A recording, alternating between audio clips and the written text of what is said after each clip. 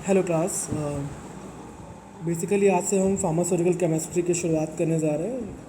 Basically ये pharmacy के सबसे इम्पॉर्टेंट ब्रांचेस में से एक है।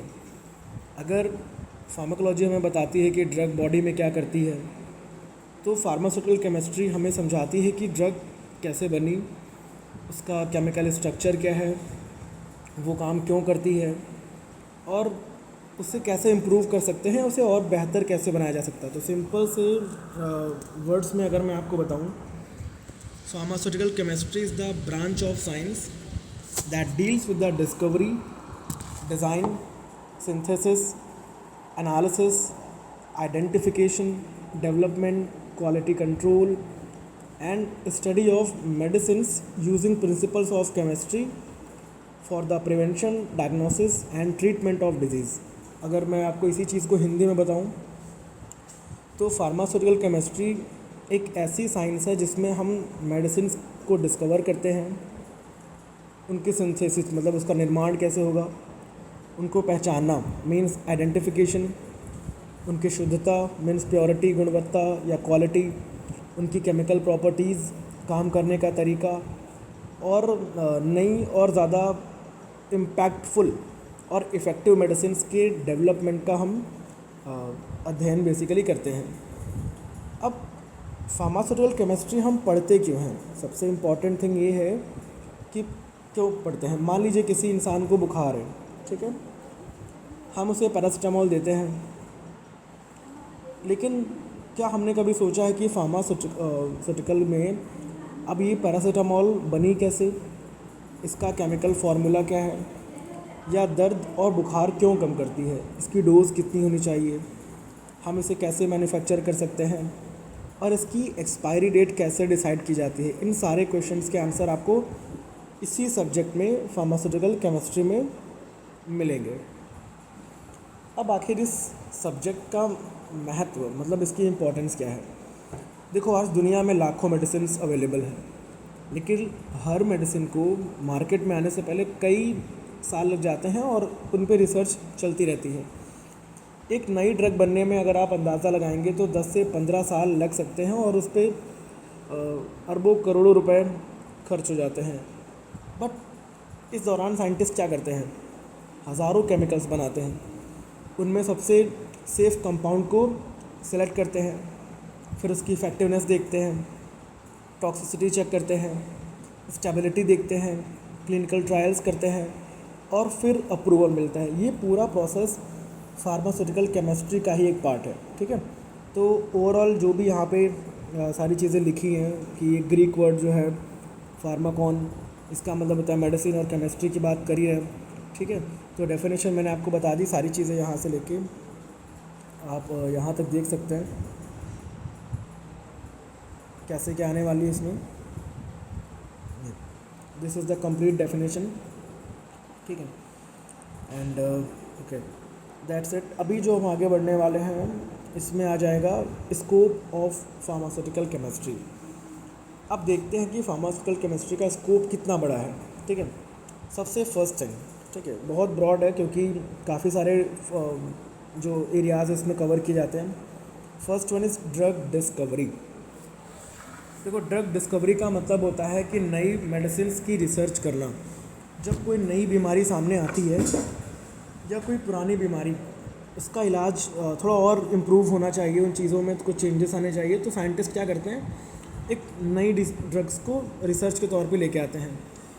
इसमें क्या किया जाता है कि हम एक डिज़ीज़ टारगेट की पहचान करते हैं, बायोलॉजिकल टारगेट सिलेक्शन, एक lead compound identification, screening, optimisation, बहुत कुछ। एग्जांपल मैं आपको बताऊं, जैसे आपने देखा था कोविड-19 के टाइम पे कई सारी एंटीवायरल ड्रग्स की रिसर्च की गई है ना। कैंसर के लिए लगातार टारगेटेड थेरेपीज़ डेवलप की जा रही हैं। डायबिटीज़ के लिए GLP-1 एंटागोनिस्ट, ये भी ड्रग डिस्कवरी का ही एक रिज़ल्ट है, ठीक है।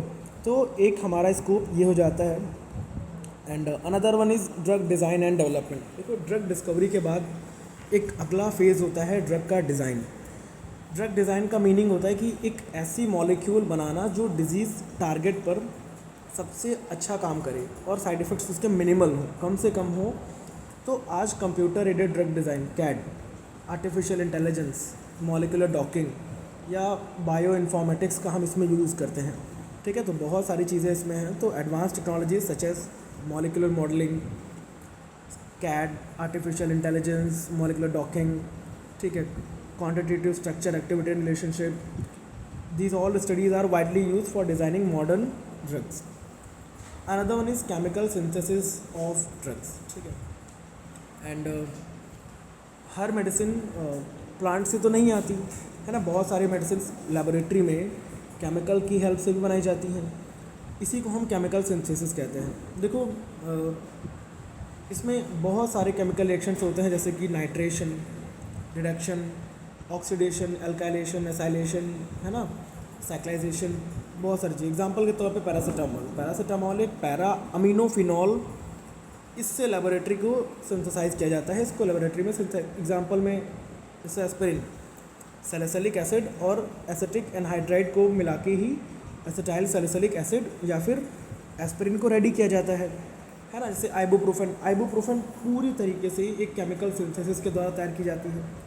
तो ये सारी चीज़ें, ठीक है। आइसोलेशन ऑफ ड्रग्स, अगर हम बात करें अगला स्कोप, हर मेडिसिन देखो लेबोरेटरी में नहीं बनती। अभी मैंने बताया कई मेडिसिन नेचुरल सोर्सेज से भी मिलती हैं, ठीक है। Many important medicine originate from plants, microbes, marine organisms, animal. Pharmaceutical chemistry involves extracting, isolating वगैरह। तो source plant, animal, marine organism, micro, तो ये सारी चीज़ें हो सकते हैं सोर्सेज के बेस पे। तो इनको आइसोलेट कैसे करते हैं, ठीक है। हम आइसोलेशन की बात करें, पहले हम प्लांट मटेरियल लेते हैं, एग्जांपल दे रहा हूँ, फिर हम उनको ड्राई करते हैं, उनको ग्राइंडिंग करते हैं। ग्राइंडिंग के बाद हम एक्सट्रैक्शन करेंगे। एक्सट्रैक्शन का मतलब उसमें वाटर, अल्कोहल, ईथर, जो भी चीज़ें उसमें से निकालेंगे, फिर उसको फ़िल्टर करेंगे, उसको प्योरीफाई करेंगे, फिर जानेंगे कि इसमें है क्या क्या, सैपोनिन है, टैनिन है, एल्कलॉइड है ना, फ्लेवोनॉइड है, क्या क्या है। उसके बाद हम उससे ड्रग ऑब्टेन करेंगे। एग्जांपल के तौर पे मॉर्फिन, है ना, पेपावर सोमनिफेरम, सोर्स क्या है, ओपियम पॉपी, पेपावर सोमनिफेरम, उससे हम एल्कलॉइड लेते हैं, ठीक है। क्विनीन सिंकोना बार्क से आती है, डिजॉक्सिन, है ना, फॉक्स ग्लो प्लांट आता है उससे। तो these are the examples. Next, medicinal chemistry क्या है इसको। देखो मेडिसिनल केमिस्ट्री फार्मास्यूटिकल केमिस्ट्री की सबसे इंपॉर्टेंट ब्रांच है। इसमें हम ड्रग मॉलिक्यूल्स का डिज़ाइन, उसकी सिंथेसिस और उसका ऑप्टिमाइजेशन किया जाता है। इसका क्या मोटिव होता है, ड्रग की एफिकेसी बढ़ाना, टॉक्सिसिटी कम करना, उसकी सिलेक्टिविटी को बढ़ा देना, better pharmacokinetics, absorption, distribution, metabolism, excretion, ये चीज़ें प्राप्त करना, ठीक। एग्जांपल के तौर पर जैसे पेनिसिलिन में हमने मॉडिफिकेशन किया। अब से पेनिसिलिन क्या है, एक नेचुरल है ना एंटीबायोटिक, हमने उससे सेमी सिंथेटिक चीज़ें बना दी। सेमी सिंथेटिक जैसे कि एमॉक्सिसिलिन, एम्पिसिलिन, ऑक्सासिलिन, ये बेटर एंटीबायोटिक्स होती है comparatively natural. The another scope is very important, like structure, activity and relationship, ठीक है। अगर ड्रग की केमिकल स्ट्रक्चर चेंज कर दी जाए तो उसकी बायोलॉजिकल एक्टिविटी कैसे बदलती है, यानी स्ट्रक्चर और एक्टिविटी का रिलेशनशिप क्या है। एग्जांपल के तौर पे हमने किसी कंपाउंड के किसी ग्रुप से कोई एलिमेंट हटा के हमने दूसरे ग्रुप पे लगा दिया, तो क्या उसका एक्शन बदल जाएगा, क्या उसके साइड इफ़ेक्ट्स बढ़ जाएंगी, क्या उसकी एफिकेसी बढ़ जाएगी। यही होता है स्ट्रक्चर, एक्टिविटी, रिलेशनशिप में। तो एग्जांपल जैसे मॉर्फिन के स्ट्रक्चर में अगर हमने थोड़ी मॉडिफिकेशन कर दी तो वो कोडीन बनती है, और दोनों ही ओपियोइड ड्रग्स हैं लेकिन दोनों की एक्टिविटी अलग अलग है ना। पेनिसिलिन मॉलिक्यूल जैसे कि इसमें साइड चेन बनने से या चेंज करने से अलग अलग एंटीबायोटिक्स मिल जाते हैं, ठीक है। तो स्ट्रक्चर, एक्टिविटी और रिलेशनशिप की हेल्प से हम पोटेंसी बढ़ा सकते हैं, साइड इफ़ेक्ट कम कर सकते हैं, ड्यूरेशन ऑफ एक्शन बढ़ा सकते हैं और बेटर ड्रग्स डेवलप कर सकते हैं, ये सारी चीज़ें। तो ड्रग एनालिसिस और क्वालिटी कंट्रोल की बात करें, ड्रग एनालिसिस का मीन होता है मेडिसिन सही है या नहीं, ठीक है, प्योर है या नहीं, डोज सही है या नहीं, कोई इम्प्योरिटी तो नहीं, ये सारी चीज़ें, ठीक है। तो क्वालिटी कंट्रोल में हम आइडेंटिफाई करते हैं, प्योरिटी चेक करते हैं, strength, potency, dissolution, uniformity, stability, बहुत कुछ चीज़ें आती हैं। तो इसमें हमारे पास इंस्ट्रूमेंट्स होते हैं, common analytical methods including titrimetry, spectrophotometry, chromatography, HPLC, GC, TLC, electrophoresis, IR spectroscopy, UV spectroscopy, nuclear magnetic resonance and mass spectroscopy. So overall quality control ensures that every batch of medicine produced by pharmaceutical industries maintains consistent quality and complies with pharmacopoeial standards. The eighth one is pharmaceutical manufacturing. देखो drug की laboratory discovery के बाद इसे industry में एक बड़े level पे manufacture किया जाता है. तो मैन्युफैक्चर में क्या क्या होता है?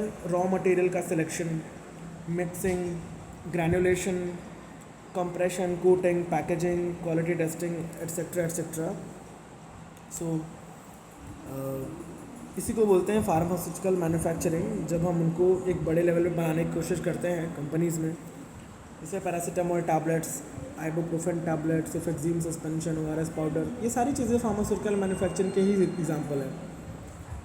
Next, stability studies. देखो मेडिसिन कितने टाइम तक सेफ रहेगी, सुरक्षित रहेगी, इसी को बोलते हैं स्टेबिलिटी स्टडीज़. ये सारी चीज़ें स्टेबिलिटी स्टडी ही बताती है. इसमें देखा जाता है हीट पे इम्पैक्ट क्या रहा है, लाइट का क्या इफ़ेक्ट है, ह्यूमिडिटी, मॉइस्चर, ऑक्सीजन, pH, है ना. तो बहुत सारे टाइप्स आते हैं जैसे कि रियल टाइम स्टेबिलिटी या एक्सेलरेटेड स्टेबिलिटी, इंटरमीडिएट या इंटरमीडिएट स्टेबिलिटी. जैसे कि विटामिन C की टैबलेट्स गर्मी और ह्यूमिडिटी में बहुत जल्दी ख़राब हो सकती हैं, है ना. तो ये सारी चीज़ें. Next one is drug metabolism and bio transformation. जब भी ड्रग बॉडी में जाती है तो लीवर उसे ट्रांसफॉर्म कर देता है. इसी को ड्रग मेटाबॉलिज्म या बायो ट्रांसफॉर्मेशन कहते हैं. मेनली जो लीवर एंजाइम्स होते हैं, ठीक है. Cytochrome P450, it's a group of family of enzyme. यही हमारे फूड को या ड्रग को मेटाबोलाइज करने में हेल्प करते हैं. तो ये अपना रोल वहाँ पे अदा करते हैं, ठीक है. इसमें भी फेज़ 1 फेज़ 2 रिएक्शंस आती हैं, ठीक है. The 11th one is toxicological evaluation. देखो कोई ड्रग सेफ है या नहीं, यही टॉक्सिकोलॉजिकल एवेलुएशन से पता चलता है. इसमें देखेंगे हम acute toxicity, chronic toxicity, organ की टॉक्सिसिटी या कार्सिनोजेनिसिटी, टेराटोजेनिसिटी, म्यूटाजेनिसिटी, एट्सेट्रा एट्सेट्रा. ये सारी चीज़ें. एंड एग्ज़ाम्पल के तौर पे जैसे कि थैलिडोमाइड एक टाइम पे मॉर्निंग सिकनेस में यूज़ की गई. मॉर्निंग सिकनेस बोले तो जो स्पेशली द वुमेन्स जो बेबी कंसीव करने के बाद वॉमिटिंग करती थी, तो बाद में पता चला कि ये बर्थ डिफेक्ट्स पैदा कर रहा है. तो इसके बाद ड्रग सेफ्टी नियम के बेसिस पे थोड़ा और चीज़ों में सुधार की गई और इन ड्रग्स को रोका गया, ठीक है. रेगुलेटरी फार्मास्यूटिकल केमिस्ट्री क्या होती है?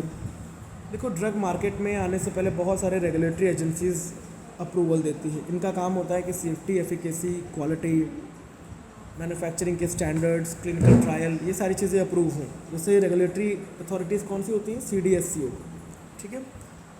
DCGI, US FDA, food and drug administration, EMA, ये यूरोप के लिए है, ठीक है. ये सारी चीज़ें. And the last may be biotechnological and modern drug development. देखो आज केवल ट्रेडिशनल मेडिसिन ही नहीं बनती हैं, ठीक है. बायोटेक्नोलॉजी की हेल्प से बायोलॉजिकल मेडिसिन भी बनाई जाती हैं. एग्जांपल्स के तौर पे मोनोक्लोनल एंटीबॉडीज़, ओमालिजुमाब, है ना, इस टाइप से.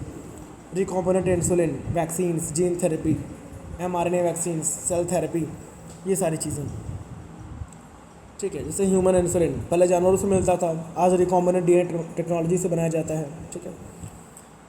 Last one is research and innovation. देखो फार्मास्यूटिकल केमिस्ट्री लगातार नई मेडिसिन को डेवलप करने का एक एरिया है या फिर एक ऐसा फील्ड है. नई रिसर्च का मोटिव ये होता है कि और बेटर मेडिसिन लेके आए, हम बहुत पर्सनलाइज्ड मेडिसिन रखें, नैनो टेक्नोलॉजी का यूज़ करें, novel drug delivery system approach रखें, आर्टिफिशियल इंटेलिजेंस की हेल्प लें, targeted drug delivery system. Targeted का मतलब होता है वी कैन ट्राई कि जो भी हमारी ड्रग्स हम जिस भी साइट ऑफ पॉइंट पे हम उसका एक्शन चाहते हैं वहीं जाके अपना एक्शन दें. वो इधर उधर जाके अपना चीज़ें ना दे जो अलग चीज़ें क्रिएट करे, साइड इफ़ेक्ट बनाए. ठीक है, लास्ट में बात कर लेते हैं ऑब्जेक्टिव्स क्या हो सकते हैं। ठीक है, देखो ऑब्जेक्टिव्स वैसे तो बहुत सारे लिखे हुए हैं, आप इनको पढ़ भी सकते हैं। ठीक है, बट मैं ओवरऑल आपको वर्बली बता दे रहा हूँ। फार्मास्यूटिकल केमिस्ट्री के बहुत सारे प्राइमरी मोटिव्स हैं। मींस नई और थोड़ा जो इम्पैक्टफुल मेडिसिन की रिसर्च करना या ड्रग डिस्कवरी करना, ये इसका हम पहला कह सकते हैं। ठीक है, केमिकल कंपोजिशन समझना, मॉलिक्यूलर स्ट्रक्चर और फिजिको केमिकल प्रॉपर्टीज़ जो भी हमारी मेडिसिनल सब्सटेंसेस की होती हैं, इनको अंडरस्टैंड करना। ठीक है, बहुत सेफ़ और कम साइड इफ़ेक्ट वाली मेडिसिन को डेवलप करना, ड्रग मॉलिक्यूल का डिज़ाइन और उसको ऑप्टिमाइज़ करना, मेडिसिन का केमिकल सिंथेसिस और फॉर्मुलेशन डेवलप करना, एंड जो नेचुरल सोर्स होते हैं उनसे हम मेडिसिन का आइसोलेशन और प्योरीफिकेशन करें तो और बेटर है। मेडिसिन की को उनका आइडेंटिफिकेशन, प्योरिटी, पोटेंसी, क्वालिटी, सब सारी चीज़ें सही करना, ड्रग स्टेबिलिटी को डिसाइड करना, सेल्फ लाइफ कवर अप करना, ड्रग मेटाबॉलिज्म और बायो ट्रांसफॉर्मेशन को समझना, टॉक्सिसिटी और सेफ्टी को जानना, जो भी रेगुलेटरी स्टैंडर्ड्स होते हैं जैसे good manufacturing practices, good laboratory practices, pharmacopoeia, इनका पालन करना, ये सारी चीज़ें, नई बायोटेक्नोलॉजी बेस्ड मेडिसिन को डेवलप करना, बहुत सारी चीज़ें हैं। ठीक है, तो ये एट द एंड ये हम यही तय रखेंगे। ठीक है, हमारा जो भी स्कोप रह गया है और स्कोप हमने देख लिया, उसके ऑब्जेक्टिव्स देख लिया। अभी जो हमारा नेक्स्ट लेक्चर होगा वो होगा बेस्ड ऑन एरर्स, एरर क्या होते हैं और इनका क्या रोल है हमारी फार्मास्यूटिकल केमिस्ट्री में। और दैट्स इट, इतना ही रखते हैं, बाकी मिलेंगे आपसे नेक्स्ट क्लास में। तब तक के लिए थैंक यू एंड वेलकम।